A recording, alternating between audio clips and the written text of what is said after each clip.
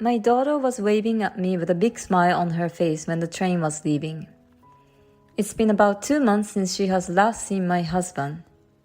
She must be really looking forward to visit him. I sent a message to my husband just as my daughter got on the train. And then, I guess about 4 hours after I got home, my daughter called me. I had told her to call me when she arrived. I assumed it was that report. "Hello, Sarah.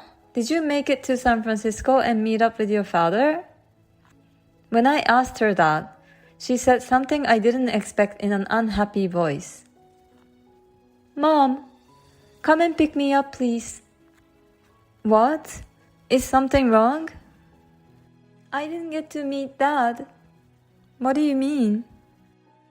"I don't know, but I haven't heard from him. And when I went to his house, some strange woman turned me away." "What?" "My name is Lily.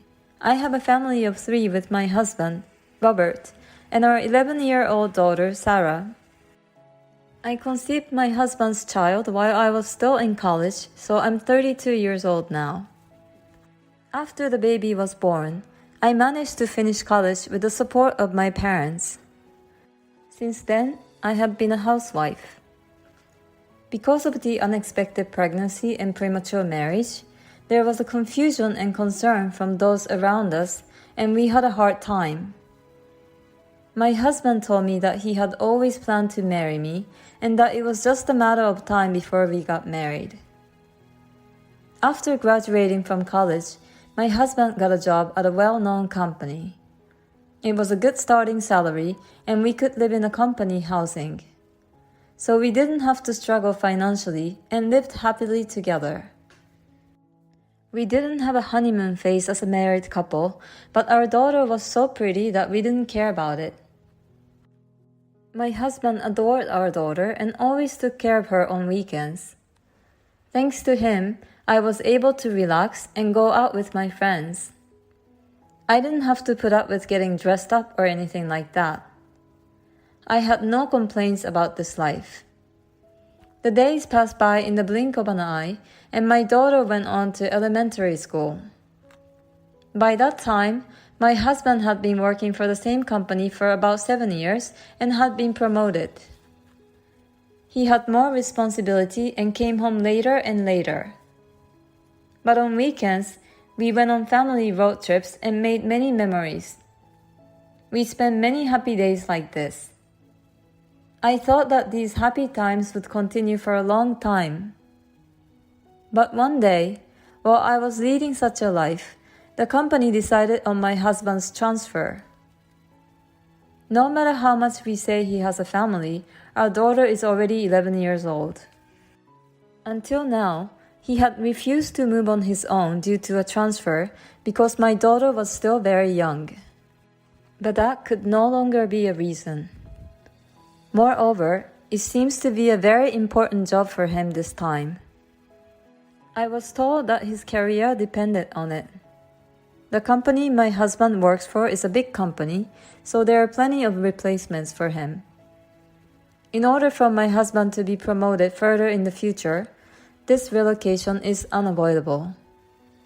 My daughter will be going on to junior high school and high school. Of course, I want her to go to college, and the tuition and other expenses will come with that. So I had to admit his transfer this time. And I hope that it would help him get ahead in his career. I was told that the assignment would be for about 6 months. Well, 6 months is alright, I thought. However, my daughter loved my husband very much, so she was a little worried about being away from her father. My husband told her he would call her every day, and he reassured her that he would try not to make her feel lonely and that she could meet up with him on the weekends and go out with him. This is a husband who cares about his family. Even if he moves out on his own, he will make time for our daughter. She said, "Okay. I'll be sad that I won't be able to see Daddy as much as I'd like, but I'll put up with it." My daughter and I saw him off with smiles on our faces.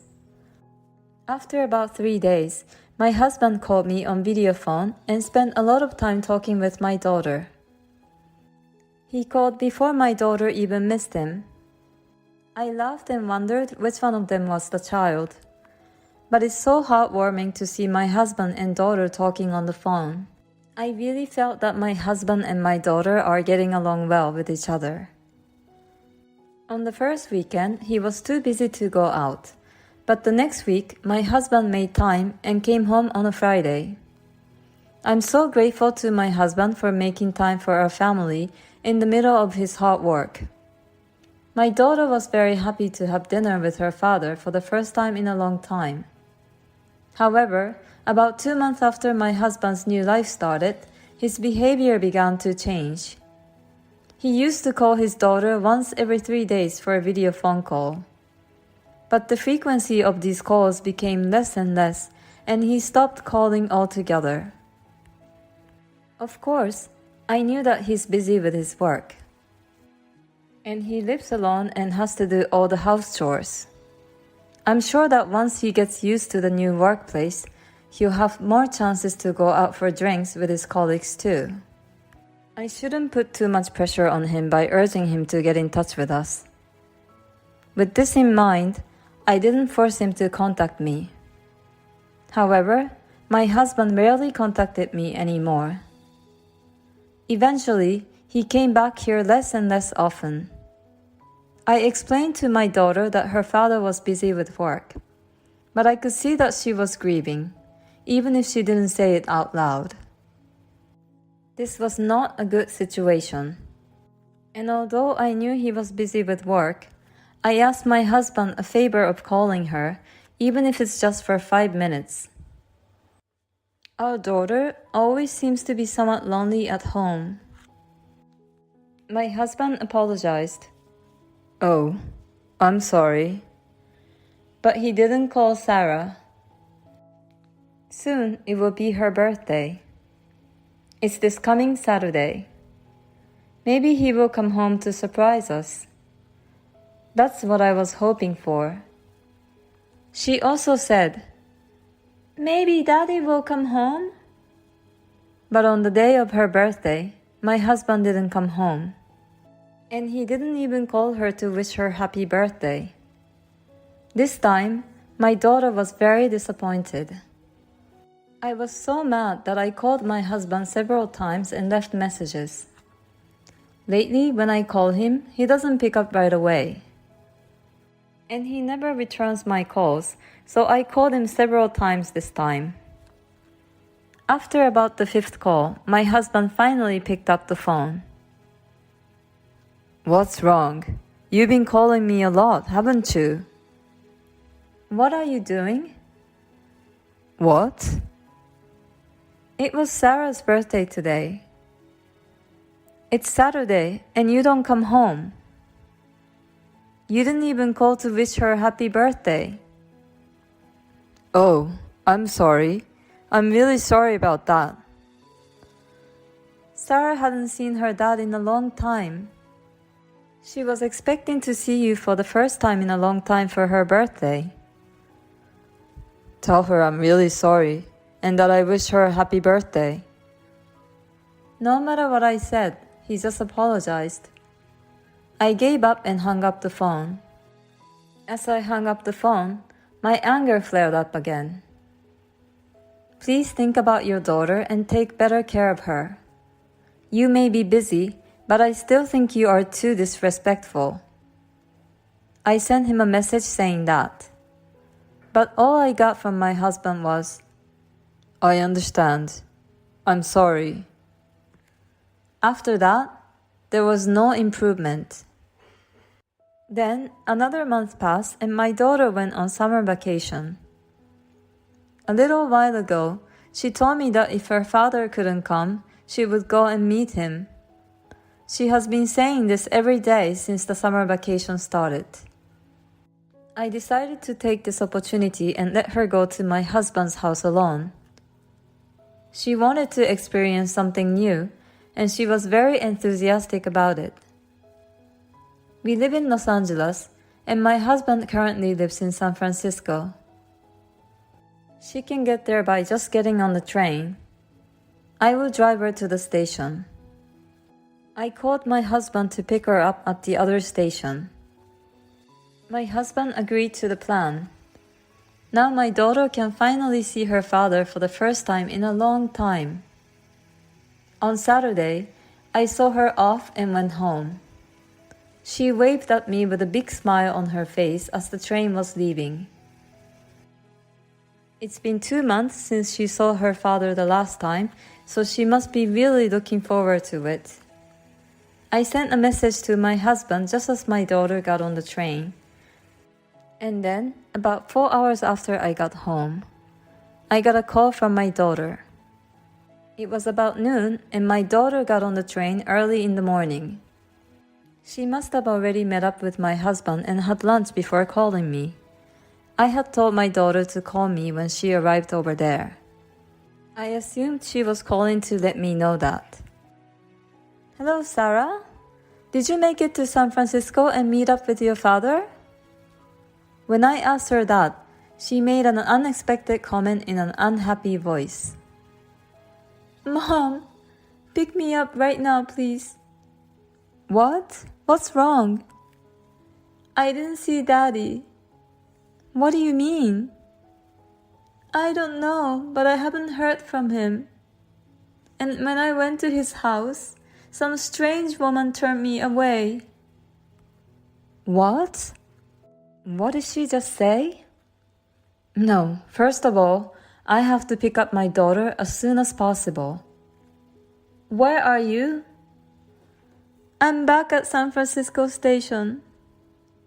Then, going to a fast food restaurant somewhere and kill some time. So I got into the car and headed for the station. There I hurriedly bought a ticket and got on the train to San Francisco. When I finally arrived, my daughter looked at me and was about to cry. We went to a cafe near the station. She was depressed, so I ordered pancakes, which are famous in this area. When the pancakes came out, my daughter's face lit up a little. She seemed to enjoy the pancakes and looked a little calmer. Then I asked her what happened. According to her story, she couldn't get in touch with my husband at all when she arrived at the San Francisco station. She waited for about 30 minutes and he didn't show up. So she decided to take a drastic action to go to his home by herself. Well, I had given her my husband's home address in case something happened. She's a Gen Z girl who uses her smartphone more than I do, so she was able to find her way there in no time with a map. She got on the train and went to my husband's house. And when she rang the doorbell, a woman's voice answered. Who are you? My daughter was surprised, but she managed to say, I'm here to see my dad. That woman told my daughter to go home and not to see Daddy because she's in the way. In the end, the woman hung up without even opening the door of the apartment. So my daughter went back to San Francisco Station. I was so angry that I couldn't help myself anymore. If she told you not to see your daddy, then let's do that. I said that, took my daughter home, and immediately started preparing to move out. When I explained the situation to my parents, they were furious. They said they would do whatever they could do to help. For the time being, my parents let us temporarily live with them until I found a job. My husband called me and said, I didn't see Sarah at the station. Did something happen? I guess his adulterous woman didn't tell my husband that she turned his daughter away. No, because there was no word from my husband on my daughter's phone when I went to pick her up. I doubt my husband even went to the station. I was dumbfounded and decided to let it slide anyway. Sarah got sick on the way there and had to turn around. I replied that I had just finished at the hospital and that I was sorry I couldn't call him. My husband replied, I see. I understand. I ended the exchange by replying that I would call again if anything else happened. I was pissed off because it was so obvious that he was just pretending to be worried about me. Well, this guy is going to hell, so I'll leave him alone for now. After that, I was ready to punish my husband. I first sent his belongings to his address. Then I received the results of the investigation I had ordered from the detective agency a while ago. I sent the proof of the affair along with a content certified letter to my husband's workplace. A few days later, everything must have arrived. My husband called me like a demon. Oh, hey, what are you doing? Huh? What? I just thought I'll let you all know what you've been up to. You gotta be kidding me. We're in the middle of a big problem here. Of course it is. That's what I was trying to do. And I can't believe you're sending me my belongings to here. I don't need your stuff, and I don't pay rent anymore. What? Sarah and I moved out of that apartment. Oh, you left that rental apartment? When did you leave? About a month ago. What? Then no one lived there for a month, and we still had to pay the rent. Well, that's true, but it's in your name, so it's none of my business. No. You're about to be 2 months behind on your rent, and you're about to get evicted. Is that why I've been getting calls from an unknown number lately? I mean, we'll be in trouble if we lose that apartment. Why don't you just continue to live in San Francisco? You sent a content certified letter to the company. I'm in big trouble because they found out about my affair. They're going to call a replacement from headquarters right now and move me back to Los Angeles. So if you send me all this stuff, it would be hard for me to go back to Los Angeles. And it's even worse that I don't have a home there. I almost laughed because the plan worked better than I thought it would. But then I calmed my happy mood and said, You've hurt Sarah and me so much that you're going to have to pay the price. And it's not over yet. I'm going to demand a divorce, and I'm going to demand alimony and child support. Oh, no. Let's just go through the lawyers and get this over with. I said that and hung up the phone. After that, I hired a lawyer and everything proceeded as I had declared. The divorce was finalized without incident and alimony was claimed against my ex-husband and the adulterer. I also asked for the child support from my ex-husband. My ex-husband had the unprecedented incident of returning from a transfer because of the affair. He became the target of laughter within the company. Female employees gave him a mean look. Of course, he can no longer expect to get promoted in the company. But he can't quit because he has to pay alimony and child support. He must feel ashamed of himself. My daughter has become disillusioned with my husband, and when he apologized and said he wanted to see her, she refused to see him. He really deserves it. I was able to find a job, and my daughter and I now live together happily in an apartment. I'm going to work hard to support her and watch her